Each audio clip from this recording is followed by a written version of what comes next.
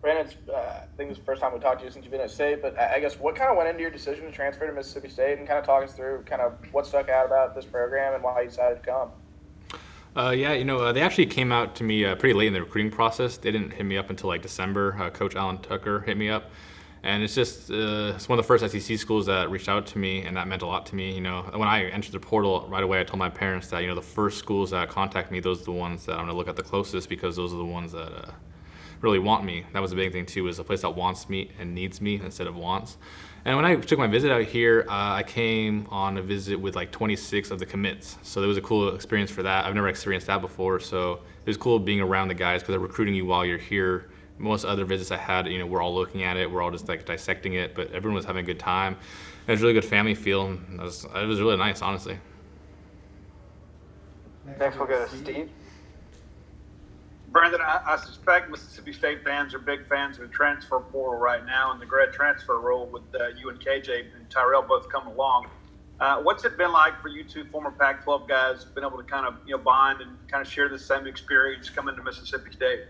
Yeah, it's cool. I think I played KJ twice. I'm not sure if you played both times at Stanford, but I definitely played him at least once. And I think the first time I met him out here, we met at Walmart. So like both our parents met. I met his mom. He met my parents. So it was a really cool experience. And I think we're the only two people from the West Coast. So that is kind of cool. He's from California. I'm from Arizona. So we just have a good bond with that.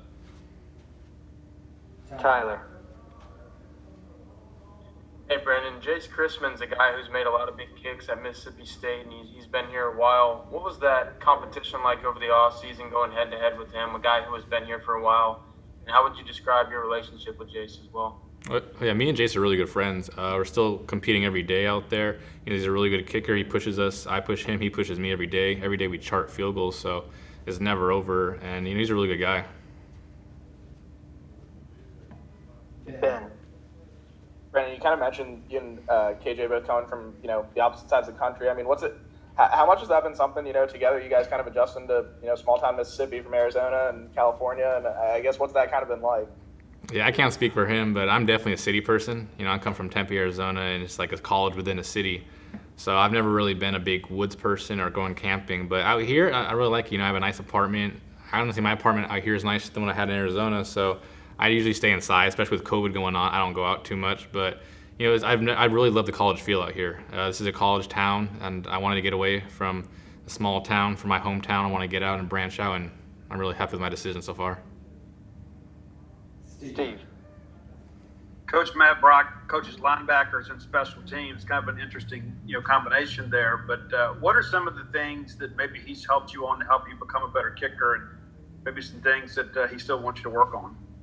Definitely the big thing out here is, like I said, we chart every day. So every day you go in 0 for 0, and every day matters. So honestly, for me, the thing that really works here is practice is harder than the games. So when I got in the games, it was really easy for me.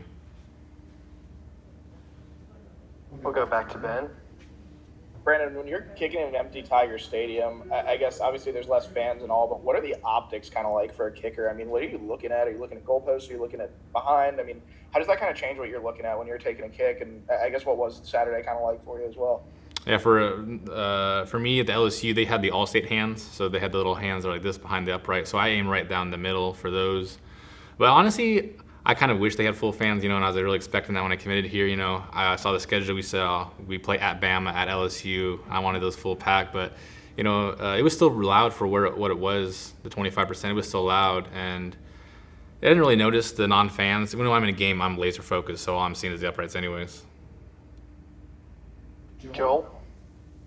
Brandon, before it's said and done, we may get the chance to see it. But what do you kind of consider your range? Like, what's kind of your long? Where do you kind of feel comfortable as far as distance-wise with your kicks?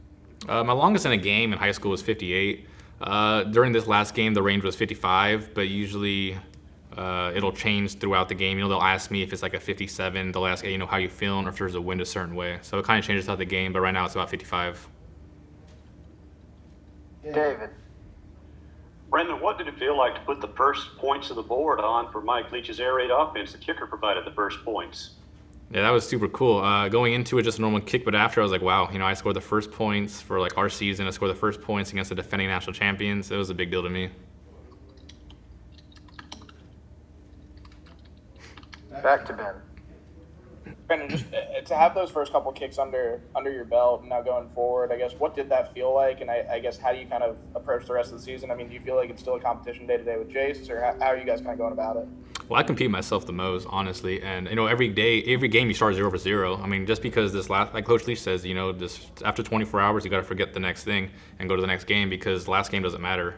I can go and miss a kick in Arkansas, which I won't, but I'm just saying that I can go 0 for 1 right then, and then that doesn't LSU doesn't matter at all. I got to stay focused every day in practice and treat each day like a game. Each kick is a game kick. That's the one thing that Brock really preaches.